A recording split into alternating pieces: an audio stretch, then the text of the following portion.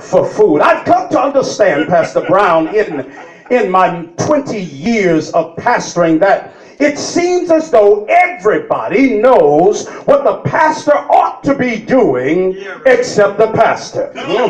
Everybody everywhere has an idea. They have a concept. They have a vague understanding. And it is this what Paul was talking about when he was talking to the church at Corinth. Paul returns to the question posed in chapter 3 and verse number 5, where he says, "Who then is Paul, and who is Apollos, but ministers by whom ye believe?"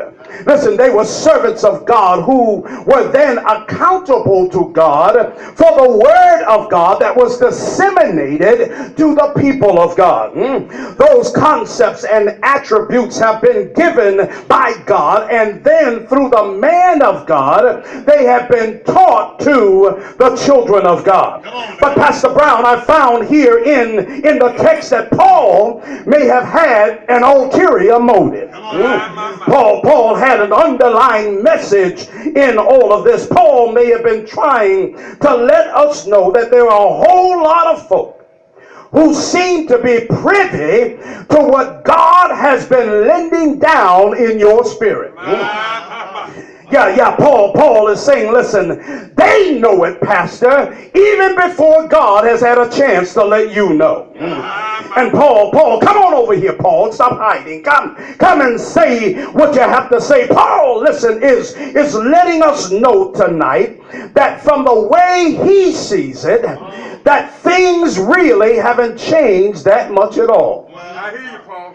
You know what I'm talking about when you hear things like, "Pastor, you need to go and check with sister and brother M.B.C. because something is going on." Well, what's wrong with your legs? All right. That's right. That's right. Man. That's right. What's wrong with your phone? You got a Metro PCS just like I do. What's wrong?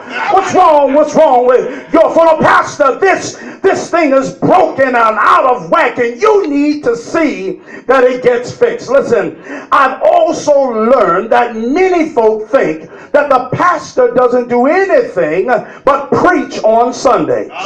And then he does a little something during the week for an hour or so. But other than that, they don't see him doing anything. And it's these same folk, Pastor Brown, who are absolutely amazed when they find out that a pastor works an average of 75 hours a week. And that's